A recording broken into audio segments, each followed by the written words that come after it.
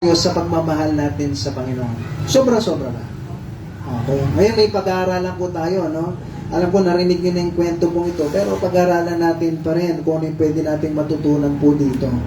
No, nung bata po ko, no, yung sa amin, no, dahil may lahi po kaming Chinese, yung apelyido ni mama ko is Chan, kaya nga mag-ingat kayo sa akin kasi kamag-anak ko si Jackie Chan. Okay, Chan po kami, no? May lahi kaming Chinese. 8 years old pa lang ako, naturuan na kami na mag-ipon. May sarili rin kaming bank account, no? Pinang-open niya kami ng bank account para nakakapag-ipon kami. Kasi pag sa alikansya, ano alikansya? Nung bata kayo, nang ginagawa nyo, di ba sinusundot nyo? Tapos pag pambili mo ng candy, susundutin mo, no? Tapos mamaya, wala nang laman. Eh kung nasa bangko, hindi mo pwedeng withdraw. Nandun eh. So, bata pa lang, naturuan ako, at bata pa lang, no, talagang natuto kaming mag-ipon, no. Kaya nga nung medyo tumanda na ako, dahil alam ko mag-ipon, kaya kong bumili ng higit pa dun sa gugustuhin ng ordinaryong bata. Kasi bakit? Natuto ko mag-ipon. Pero dahil nag-iipon ako, no, at nakapag-asawa ako, hindi naman, alam mo yon, yung kukuriputin mo yung asawa mo, lalong-lalo na pag merong event para sa kanya. No? Kasi bakit? Mahal mo siya. No? Oo, minsan, alam mo yon, parang mapapagastos ka, pero walang mahal-mahal sa taong mahal mo. Diba? Ano yun, no? Parang, ano yun, ha? Walang mahal-mahal sa taong mahal mo. Pag kailangan mong mapasaya siya, siyempre gagastos ka. Kasi mahal mo siya. Kahit 1,000 pa yan, gagastusin mo. Ulitin ko, kasi mahal mo. Na po. Ngayon sa Panginoon, kumusta tayo? Gaano mo siya kamahal? Si Mary, na po, okay, si Mary, kapatid niya si Martha, at meron pa silang isang kapatid, si Lazaro. Sa verse 1, ang nangyari po ay binuhay muli si Lazaro sa mga patay. Biro mo yung kapatid mo na buhay muli, namatay na, nagkasakit, namatay, pero ang Diyos, binuhay niyang muli yung kapatid niya. At sa verse 2, sabi niya po dito, so pinakain po si Jesus, no? Nandun si Mary, okay, at si Lazarus, no? Yung kapatid nila, nakaupo sa lamesa, kasama ni Kristo. At sa verse 3, sabi niya po dito, then Mary took a pound of ointment of spikenard, very costly, and anointed the feet of Jesus, and wiped his feet with her hair, and the house was filled with the odor of the ointment. Si Mary daw, meron siyang pabango, isang ointment. Masyadong mahal daw. At ang ginawa niya, binuhos niya daw yung pabango na yon, yung oil na yon, ibang klaseng pabango to eh, oil base. Yung mga pabango na nabibili niya na yung tag-100, no? Tapos minsan, sasabihin niya, Giordano. Tapos tag-100 lang. Fake yun. Kaya minsan, pinabango mo, ilang oras lang, wala na eh. No? Meron yung oil base, mahal talaga ito. So si Mary, meron daw siyang ganun. At anong ginawa niya? Binuhos niya lang daw to sa paa ni Kristo. Sabi niya po dito, number 1, paraan ng kanyang pagmamahal. Ano ba yung pagmamahal ni Mary? Labis daw, o sobra-sobra. Ano yung paraan ng pagmamahal niya? Okay, letter A, pampubliko. Pinakita niya sa lahat kung gaano niya kamahal si Kristo. Na kaya niyang gumastos ng malaki para po kay Kristo. No po. Sabi niya po dito, letter A, sabi niya po dito, pampubliko. No? Gusto niya na mapakita yung pagmamahal niya sa Panginoon. Sabi ng Matthew chapter 6 and verse 3. Ipit niyo po yan, no? Ipit niyo po yung John chapter 17 na po. Ipit niyo po yan. Okay. Ay, John chapter 12. Ipit po.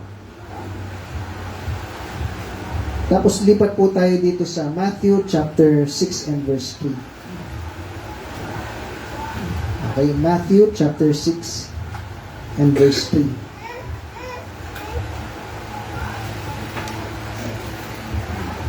Sabi niya po dito, but when thou doest alms, let not thy left hand know what thy right hand do it. Pag nagbibigay ka daw, sabi ng Bible, no, huwag mong hayaan na yung yung kaliwang kamay mo, malalaman ng kanang kamay mo. Anong ibig sabihin nun?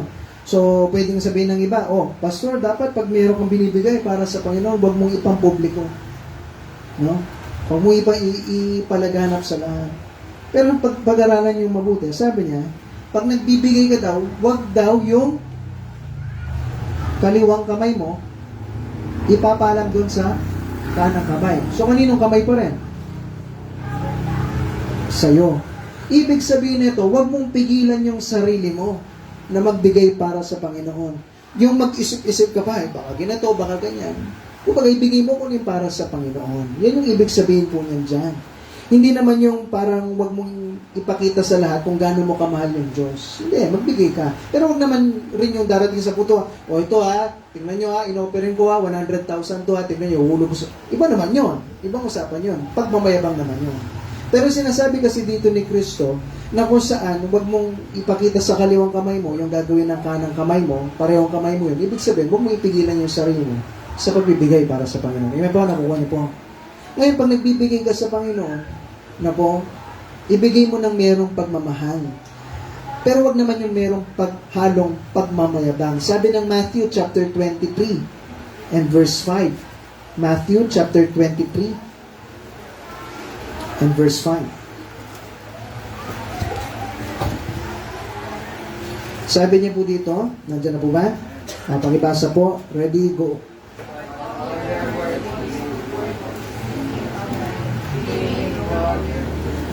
Phylacteries. So, ang ginagawa naman ng mga ito, no, ng mga hipokrito po na ito, na kung saan, pag meron daw silang ginagawa para sa Panginoon, pinapalaki daw nila yung phylacteries. Ano yon? Meron po kasi silang sinusuot dito sa forehead po nila, dito sa noon nila, o kaya sa dibdib nila, na isang scripture o nakasulat po sa Bible, na para mapakita na religyoso sila. At ginagawa nila, nilalakihan nila yung sulat. Para saan? Para pakitang tao. Iba yung pinapakita mo sa Panginoon, yung pagmamahal mo in public, kasi mahal mo siya. Iba naman yung pinapakita mo yung pagmamahal mo na pinagmamayabang mo lang. Si Mary, ginagawa niya to hindi dahil sa pagmamayabang, kung hindi dahil ganun niya talaga kamahal yung Panginoon. Parang ganito, sa buhay mag-asawa, di ba? Ang hirap na kasama mo yung asawa mo, napunta kayo ng mall, may nakakita sa inyo na kaibigan mo, uy, sino yung kasama mo? Ay, wala lang. Pwede mo yun. Ay, basta. Hindi ka ba proud na, ay, asawa ko to. Mahal ko to. Ako niyo po yun? Na pinapakita mo in public, ay, siya yung mahal mo. Ganon yung ginagawa po ni Mary, pero hindi naman sa punto na pinapakita niya na pinagmamayabang niya. May po, naiintindihan niyo ako. Iba yung pinapakita mo na in public na merong pagmamayabang at pinapakita mo na merong pagmamahal. Magkaiba po yun. Si Mary, ang purpose niya, ang dahilan ba't ginawa niya to, kaya binuhos niya yung ointment. Kasi pinapakita niya na merong pagmamahal. Pastor, bakit? Tingnan po natin. Kasi ginawa niya po ito ng personal. Una, public. Pangalawa, personal. Sabi niya po dito, basahin ulit natin sa verse 3, binuhos daw ni Mary yung ointment sa paa ni Kristo. At tapos anong ginawa niya po? And wipe his feet with her. Hindi, no? At ginawa niya, punas niya daw yung mismong buhok niya sa paa ni Kristo. Hindi, no? Gano'n to ka-personal? Sa mga ladies po natin, di ba, importante yung mga buhok, no? Tama po? Pero ba dito, kunwari, nakita ko yung lamesa. Uy, marumi yung lamesa natin, wala tayong basahan. Pwede ba yung buhok niyo lang ang Ate Karen? O yung buhok na lang ni Ate Kate, parang mahaba rin yung buhok ni Ate Kate.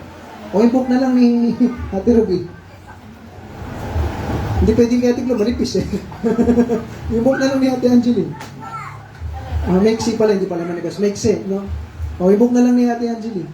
Pampunas natin na lamesa kasi marumi yung lamesa natin, wala tayong basahan. Hindi, no? Tama po? Sa mga babae, importante yung buhok nyo. Tama? Pero ganun na lang kamahal ni Mary si Kristo na kahit mismo yung buhok niya, yun yung pinampunas niya. Noong unang panahon, walang sementadong lugar. Walang nakaspalto, walang sementadong lugar. Lahat yan malikabok. Lahat yan lupa, buhangin.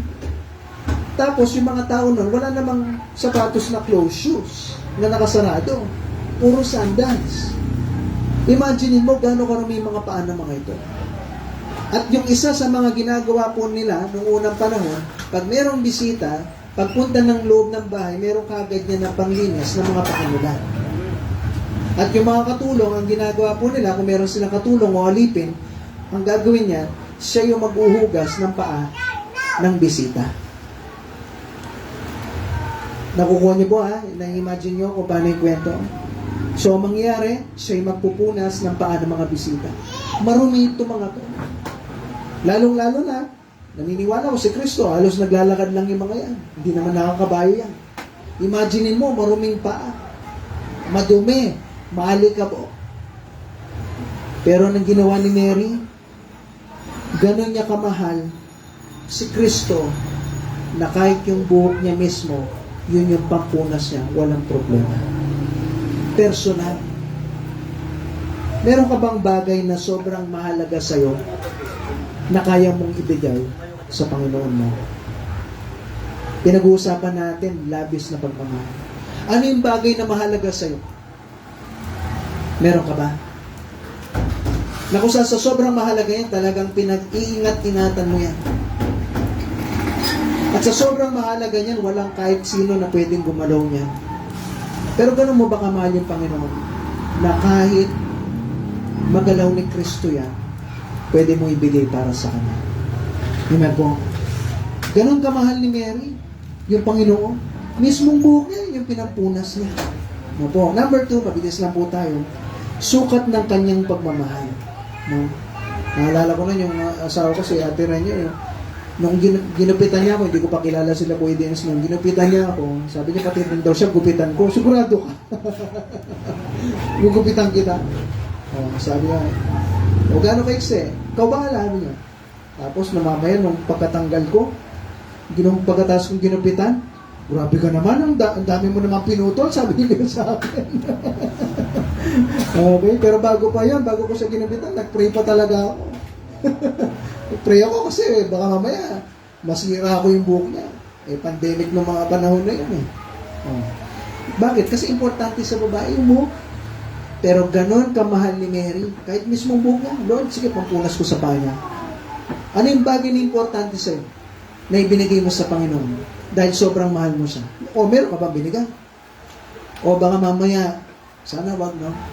Yung mga tera-tera lang yung binibigay mo sa Diyos. Tandaan niyo po makinig po kayo lahat. Yung Diyos, hindi siya aso. Yung Diyos, hindi po siya aso. Huwag mo siyang bigyan ng tira-tira mo.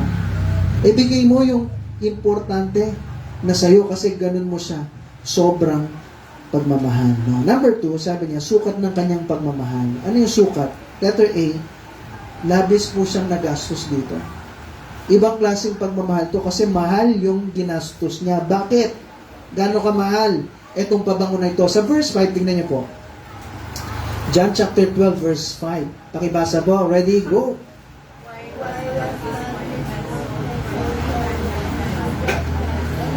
Bakit hindi daw to binigay ng 300 pence, no? At ibibigay daw sa mahihirap. Gaano kamahal ito, no?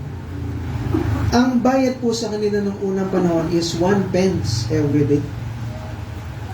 1 pence every day. Pwede daw itong ibenta. Itong pabango na to, matinding pabango na to. Pwede siyang ibenta ng 300 pence. Sa isang trabahador, gaano siya trabahador ka, nagtatrabaho ka ng, sabihin mo ng 365 days sa isang taon. O sabihin mo ng 300 days. Gaano kamahal itong pabango na ito? Kung minimum wage mo, 300, 500. Kung 300 ka, every day, magtatrabaho ka ng 300 days, aabutin to ng 90,000. Kung 500 per day ka, aabutin to ng 150,000. Na pabango. Nakita na kayo ba na pabango?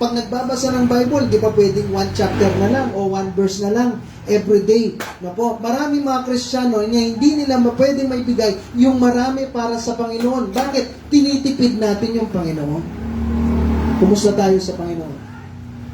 Tinitipid mo ba yung Panginoon? Paspray-spray ka lang. Papatak-patak ka lang. Pakonti-konti lang po tayo na ibinibigay natin para sa Panginoon. Kasi bakit? Mabigat sa iyo na magbigay eh. Pero pag para sa ibang bagay, magaan sa iyo. Kung ano yung mahalaga sa atin, tandaan niyo po, binibigyan natin ng, alam mo yon, dahil mahalaga yan sa'yo, binibigyan mo yan ng pera, binibigyan mo yan ng oras. Parang ganito eh, kung merong papabili na hanger sa akin si Ate Renyo, halagang 100 pesos gano'n, minsan mapapaisip ko, bibilin ba? Kailangan ba? Gano'n. Pero mamaya, pag meron bibilin na gustong-gusto ko, kahit maglabas ng mas malaki, okay lang. Tama? Tama po? Bibiling hanger, 100 pesos, pero bibili ng gustong-gusto mo, kahit 1,000 pa yan, okay lang. Kasi bakit? Mahalaga sa'yo. Ano yung bagay na mahalaga sa'yo? Yan yung gagastusan mo. Yung Panginoon ba, mahalaga ba sa'yo? Ulitin ko po, yung Panginoon ba mahalaga sa'yo? Eh bakit hindi mo siya bigyan ng oras para sa Kanya? Yung TV, pag nanonood ka, kahit matpuyat-puyat ka na, kahit medyo inaantok ka na, gumagano ka na ni matok. Talagang papanurin mo yan, tatapusin mo. Minsan kahit hihingi ka na di ba? Hihingi ka na. Di ba, nagkita sila. Tapos ano mangyayari? May kasama ka. Pause mo muna. Hindi, tuloy na lang. Hindi, pause mo muna. Tapos hindi niya humingi ka, dalingi ka na. Tapos pagbalik mo, ano nangyari? Basta, hindi, ano nangyari? Sabihin, balik mo yan. Hindi, ayoko na. Hindi, balik. Balik mo yan. Tama po? Kasi bakit? Importante yan sa'yo. Pero pag para sa Panginoon, di ba, minsan Kristiyano, no, pag umabot na naalala ko yung, namin, couples night, no? Wala naman siguro sana, no, na alam mo yun, pastor, masyado kaming ginabi, 9 o'clock na natapos, o 9:30 na natapos, masyado naman, sana wala naman sa inyo na nakaramdam ng gano'n, no? Pero pag Netflix yan, pag para sa basketball na gusto mo, at naniniwala ko kung sinabi kong, sige, after ng couples night natin, mamimigay tayo ng 3,000 pesos na raffle. Naniniwala ko, kahit umabot tayo ng alas 12 ng gabi dun, hihintayin mo yun eh. Tama po? Kasi bakit? Mahalaga yung pera. Pero pag para sa Panginoon, pag medyo sumobra na yung oras, pag medyo dumagdag na yung binigay mo, pag medyo nakapagbasa ka na ng sobra-sobra sa Bible, medyo napadagal ka na sa prayer mo, pag medyo ganito ganyan na yung effort mo para sa Panginoon, medyo napagod ka na, eto ka ngayon, nakakapagod sa church, nakakapagod maglingkod. Bakit? Bawat Kristiyano po kasi, no? Sana mamulat tayo. Ang binibigay natin sa Diyos,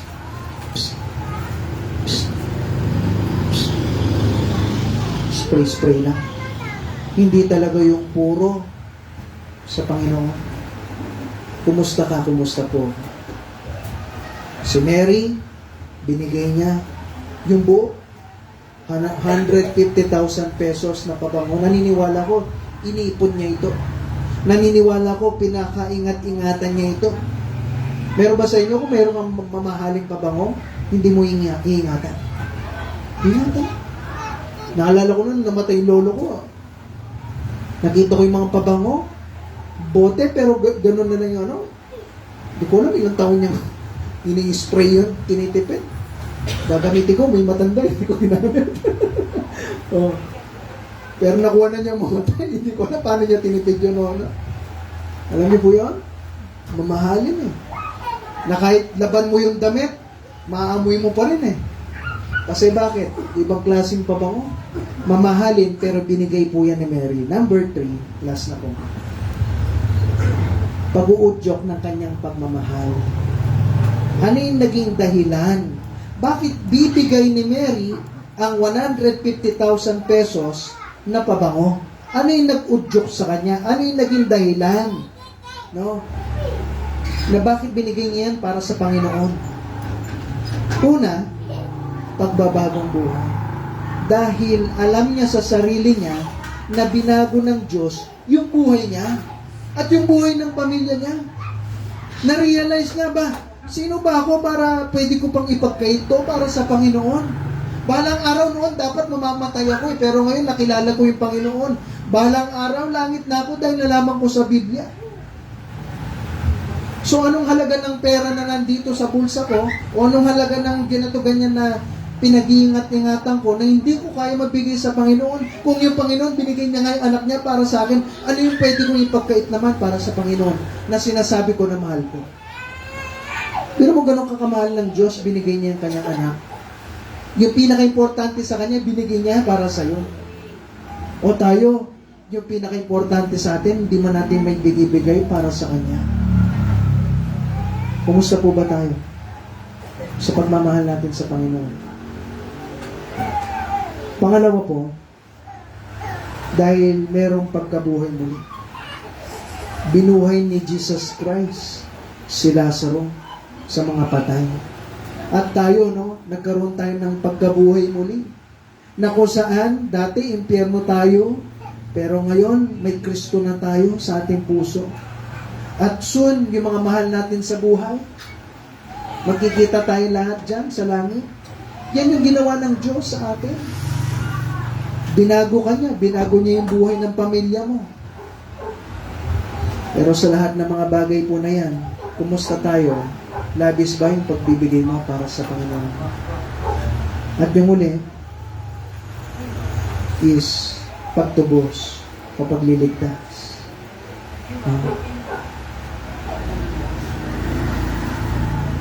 Ito po kasi yung nangyari po Sa verse 7, sabi niya dito, ito na yung last verse. Then said Jesus, let her alone. Against the day of my burying, had she kept this. Sabi ni Jesus Christ sa mga tao nagre-reklamo na yun, pabayaan niyo siya. Pabayaan niyo siya. Kasi ginagawa niya to, kasi alam niya, 6 days na lang or almost 1 week, mamamatay na si Kristo dito. At naiintindihan niya, soon mawawala na si Kristo. Ano yung pwede kong may bigay bago siya mamatay? Kasi lagi sinasabi ni Kristo, mamamatay ako. Pagbabayaran niya yung kasalanan ng sanlibutan. At bago pa namatay si Kristo, naiintindihan yon ni Mary. Kaya sabi niya, ito, bago mamatay, bago mawala si Kristo, ibibigay ko yung the best ko para sa kanya. Binigay niya yun para kay Kristo. Ikaw, ano yung pwede mo may bigay para sa Panginoon? Nasabi mo, mahal mo. Meron ka bang labis na pagmamahal o sobra-sobrang pagmamahal sa Diyos? Na kung saan sa sobra-sobrang pagmamahal mo sa Diyos, 7 araw ka nang binigyan ng Diyos. Yung 6 sa'yo na yan, yung Sunday, ibigay mo na yan ang buong buo. Matulog ka na maaga ng Sabado, At Sunday, magising ka na wala ka ng ibang iniisip sa kahit anong trabaho mo. Na yung iniisip mo lang, ano na naman kayo matututunan ko sa church? Para pag Sabado ng gabi, matulog ka na maaga, para bukas, kinabukasan, Sunday, magising ka na maaga, na hindi kayo naantok sa church. Na nakafocus ka sa salita ng Diyos. Ano yung pwede kong matutunan? Ano yung pwede kong maibaon? Ano yung pwede kong magawa para sa Panginoon na sinasabi ko, mahal ko. Amen po? Na ibinibigay mo yung the best mo, yung oras mo para sa Kanya. Nang buong buo, kasi mahal mo ng totoo yung Diyos. Yung Diyos na sinasabi mo. At naiintindihan mo, paano gusto sa trabaho ko? Yung Diyos na yung bahala dyan. Ba't hindi niyo po subukan? At sana napapatunayan nyo, pag inuna mo yung Diyos, lalong-lalo na sa paglinggo, yung Panginoon, siya na yung bahala sa iyo mag-promote. Na naiintindihan mo kung gaano katindi yung pagmamahal ng Diyos sa iyo. Alam niyo po, kaya yung tao, hindi talaga siya makapaglingkod ng totoo at tapat sa Panginoon yung buong buo kasi hindi niya naiintindihan yung pagmamahal ng Diyos sa kanya. Pero kung naiintindihan mo yung pagmamahal ng Diyos sa'yo, yung ginawa ni Kristo para sa'yo, kahit anong effort yan, kahit anong mangyari sa'yo, papasalamatan mo yung Panginoon. Kahit anong mangyari, papasalamatan mo yung Panginoon. Merong isang tao, no? Yung isang tao yan, nagkaroon po siya ng brain tumor. Nagkaroon siya ng tumor sa utak na po. Parang cyst sa utak. So, yung asawa niyang babae, no? Nagtrabaho para maging isang nurse, no, para ma-provide yung para sa anak nilang babae. Pero nung Sabadong yon, nung binisita po siya ng pastor na yon, namatay na yung lalaki. Iniisip ng pastor na yon, kina Sunday wala siya. Pero nangyari, Sabado namatay yung asawa niya, no, kina Sunday nandun yung babae. At sakto yung babae kakanta ng special nandun. Ano yung kinanta ng babae? God makes no mistake. Yung Diyos hindi siya nagkakamali. Pero mo, namatay ang asawa mo kahapon, pero nandito siya ngayon, linggo, nasa church. May dahilan na kasi, dahilan na pinag-usapan. Pero nasa church siya. At kinanta niya, God makes no mistake. Alam ko yung Diyos hindi nagkakamali. Alam niyo yung kanta niya? I know God makes no mistakes. Alam ko yung Diyos hindi nagkakamali. Paano niya nagawa yun? Kasi alam niya na yung Diyos, binago niya yung buhay niya. Binago niya yung buhay ng pamilya niya. At soon, namatay yung asawa kong ito. Pero soon makikita kami sa langit. Alam ko, mahal ako ng Diyos. Yung Panginoon hindi nagkakamali. Kami dalawa ni Ate Renia, di ba, namatay yung baby namin sa tiyan. Pero alam mo yun, isipin mo na lang lagi, yung Panginoon hindi siya nagkakamali. Dapat may kapatid na si KK niya yan. Pero yung Diyos, hindi siya nagkakamali. Ang hirap naman na kung saan, alam mo yung pinag-pray mo, pinagpilit mo yung pinag-pray mo, tapos mapapanganak yung baby. Kailangan mo siyang i-dextrose araw-araw. Mas masakit naman siguro po yun. Tapos soon, mamamatay din siya dahil may bukod siya sa bato. Kaya, kinuha na sa tiyan. Kasi may awa yung Diyos. At yung Diyos, hindi po siya nagkakamali. Amen po? Naintindihan po ng tao yan. Ng tao ng babae po na yan. Kumusta po tayo sa pagmamahal natin sa Diyos? Naiintindihan mo ba yung pagmamahal ng Diyos para sa iyo? Na kung saan alam mo, naiintindihan mo kung gaano kakamahal ng Diyos na ibinigay niya ang kanyang anak, no? Na kung saan si Kristo siya yung napagbubugbog, pinaglalatigo, pinako sa krus para sa kasalanan mo at kasalanan ko. Dapat impyerno tayong lahat Pero dahil sa pagmamahal ng Diyos, ganun kanya kamahal, kahit alam na niya na pagbubugbugin, lalatiguin, at ipapako sa krus yung anak niya, ibinigay niya pa rin. Para mapunta ka ng langit balang araw. Naintindihan niyo po ba yun? Yung Diyos binigay niya lahat-lahat para sa'yo. O ikaw, kumusta ka? Ano pa ba yung nire-reklamo mo sa Panginoon na sinasabi niya, mahal mo? Kaya meron pang isa pang kwento po yung isang matanda, isa siyang farmer, sa Tagalog yung nagtatanim, magsasaka, isa siyang magsasaka, at yung anak niyang babae, pangalan niya ay si Susie Parker. Pangalan niya Susie Parker. Si Susie, no, ang nangyari, gusto niya na maging missionary sa China. So, yung mga ibang tao, iniisip, paano yung anak mo? Ano mangyari? Wala pang aeroplano nun. Barko lahat. Bakit hindi mo na siya makita? Ginato ganyan. So, sinabi ng pastor dun sa tatay, no, na nagtatanim, no? Anong tawag na? Magsasaka. Sorry. Alam ko, farmer. Magsasaka, okay? Doon sa tatay niya magsasaka, no? Nagtatanim yung alam ko. Okay, magsasaka. Ayan, magsasaka. Ba't sabi niya magsasaka? Magsasaka. Okay, yun. Magsasaka, no? Oh. Tinanong yung tatay niya, at sabi niya, Sa English, no, sabi niya, nothing I have is too good for my Jesus. Sa Tagalog, wala akong meron na sobrang ganda na hindi ko pwedeng ibigay kay Kristo. Kung gusto niya maglingkod sa Panginoon, kung gusto ng Panginoon si Susie, na anak ko, na minamahal ko, na kaisa-isa kong anak, then sa kanya na siya. Sinabi ng matanda niya. So, ano nangyari? Si Susie umalis, sumakay ng barko. Pagpunta niya ng barko, papunta na ng China, yung barko lumubog at lahat ng mga tao dun sa barko namatay. Nalaman yung balita at yung pastor, sinabi niya na lahat ng verses sa Bible na pwede makapag-encourage, sinabi lahat ng tamang kanta, lahat ng salita ng Panginoon sinabi na. Pero walang kahit anong salita, walang verse sa Bible, at walang kahit anong kanta na magtatanggal ng sakit na nararamdaman ng bawat isa. So, bawat isa nagtatanong, bakit? Bakit namatay? Sinabi ulit ng pastor kung anong pwede sabihin ng tatay ng babaeng yun. Sabi ng tatay ng babaeng yun, wala akong masasabi kung hindi katulad ng sinabi ko nung una. Wala akong kahit ano na sobrang ganda na pwede kong ipagkait sa aking Panginoon. Kung gusto ng Panginoon yung anak ko, then sa kanya na siya. Kasi bakit? Itong matandang to, naiintindihan niya kung gaano kamahal, kung gaano siya kamahal ng Panginoon niya. So, noon, namatay. Pero so, makikita naman. Gaano mo kamahal yung Panginoon? Yung Panginoon, gano'n kanya kamahal, binigay niya yung kanyang anak. Para sa'yo, para iligtas ka niya. Ikaw, gaano mo kamahal yung Panginoon?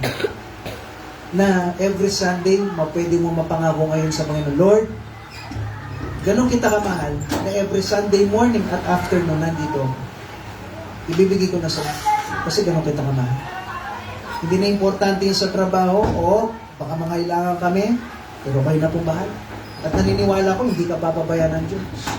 Sabihin mo, pag pinabayaan ka ng Diyos, sabihin mo sa akin, harap-harapan, Pastor, sinungaling ka. Sabihin mo sa akin, kung pinabayaan ka ng Diyos, Pastor, sinungaling ka. Pag hindi pinrovide ng Diyos yung pangangailangan, sabihin mo sa akin, harap-harapan. Pero naniniwala ako, hindi naman siguro sinungaling ng Diyos. Ibigay mo yung araw na para sa Kanya, siya yung bahala sa'yo. Kasi bakit? Ganun mo siya katotoong mahal na kahit yung mga bagay na importante na ngayon sa'yo, ibibigay mo ng buong-buo. Hindi yung Kristiyano ka, puro pa spray-spray ka lang. Konti ditong paglilingkod, o Lord, konting Bible reading, konting panalangin, konting ganito ganyan para sa inyo, konting pagbibigay, puro konti. Tapos sasabihin mo, mahal mo yung Diyos. Gaano mo siya kamahal? Simpleng oras mo, simpleng prayer time mo, simpleng basa mo ng Bible, simpleng online Bible study, hindi mo pa ba pwede maibigay yan para sa Diyos na sinasabi mo, mahal mo? Mabigat ba? Ulitin ko po, mabigat ba? Nakakaya naman sa Panginoon. Hindi mo man mabigay yung buong-buo mo para sa Kanya. Ano yung pwede mo maibigay para sa Diyos? Ulitin ko, hindi ko kailangan yung pera niyo. Ulitin ko, hindi ko kailangan yung pera niyo. Hindi rin kailangan ng Diyos yung pera niyo kasi siya yung may-ari ng lahat. Pero alam mo yun, pinapractice lang natin na kung saan yung may pakita mo sa Panginoon na yung konting halaga na yan na pwede mo maibigay para sa Panginoon. Hindi. At hindi naman laging pera. So, wala akong pera. E di bigay mo yung oras mo. Ano po? Binigyan namin kayo yung Bible. Basa ka ng Bible. Everyday, kahit isang chapter. Sobrang bigat ba? Na sinasabi mo, mahal mo yung Panginoon, hindi mo man lang siya mabigyan na kahit kaunting oras na. Si Mary, binigyan niya lang. Ikaw, ano yung pwede mong may bigay para sa Panginoon? Tayo po tayo na. Habang pinapatugtog yung ating invitation, so Kumusta po tayo? Labis ka ba nagmamahal po sa Panginoon? Ano pwede may bigay mo para sa Panginoon? Na sinasabi mo, mahal? Si Mary, ibang klase. Talagang matindi yung pagmamahal niya. Ang bagay na pinaka-importante sa kanya, ang bagay na pinakamahalaga sa kanya, naibigay niya pa. At binuhos niya lang sa paa.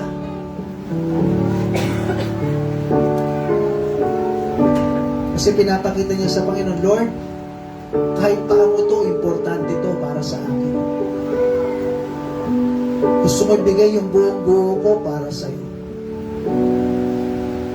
Kahit sa anong sasabihin ng iba, sinabi ni Judas, ganyan ka, grabe ka naman. Pero okay lang, para sa iyo. Tandaan niyo po, pag naglilingkod ka sa Panginoon, meron at meron sasabihin yung tao sa iyo. Pag hindi ka naglilingkod, meron at meron pa rin. Kahit anong gawin mo, hindi niyo po lahat mapapasaya lahat ng tao. So mas gusto ko na maglingkod ng totoo at tapat sa Panginoon na may sinasabi yung tao sa akin kaysa naman wala akong ginagawa sa Panginoon at may sinasabi pa rin yung tao para sa akin. Di mo ba pwedeng ibigay yung the best mo para sa Panginoon? O pa-spray-spray lang tayo sa Panginoon? Papatak-patak lang? Pakonti-konti lang? Konting Bible reading, konting panalangin, konting church, konting Sunday ng umaga, wala ka sa hapon, wala ka sa Wednesday, pakonti-konti para sa Panginoon na sinasabi mo, mahal mo. Tandaan niyo po kung totoong naiintindihan mo yung Panginoon, lahat gagawin mo para sa Kanya. Gagawin mo yung the best mo para sa Kanya. Kasi totoo na mahal mo yung Panginoon.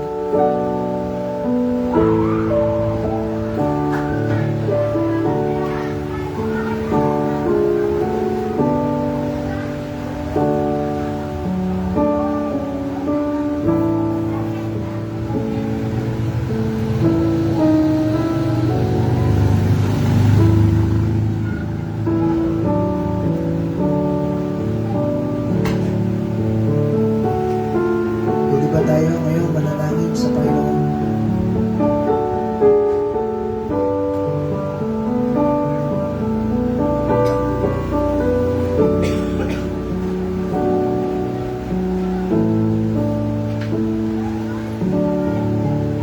Manalangin po tayo, Panginoon. Salamat po. Salamat, Lord, sa natutunan namin na nangyari po kay Mary na kung saan binigay niya yung labis na pagmamahal niya sa inyo. Panginoon, tulungan niyo po kami na mamulat na yung mga mata namin, na magkaroon rin kami ng labis na pagmamahal sa inyo. Karapat dapat po kayo, Panginoon, na ibigay yung buong naman namin na pagmamahal sa inyo kasi kayo din, buong-buo yung pagmamahal niyo sa amin na. Panginoon, tulungan niyo po na maalala po namin to at may baon po namin to sa aming pong buhay. Purihin po kayo, Panginoon, sa lahat po ng mga bagay po na ito. Salamat po, Lord, sa lahat ng biyaya, sa tulong po ninyo, sa lahat ng mga ginagawa niyo po para sa amin. Ito'y dinadalain po sa bigay ng pangalan, sa pangalan ni Jesus. Amen. Okay, sige po, hiling ko si Kuya Paul na pag-pray niya yung ating offering.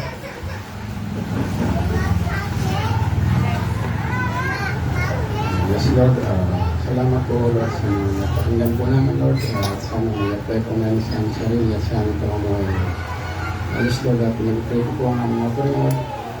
I-bless niyo po at i-bless niyo po yung nabigay, Lord. At para po makapulong po sa aming ministry at sa aming pumunting sambahan, Lord. Salamat po, Lord. At ito yung po sa pangalan ni Jesus. Amen. May ulitin ko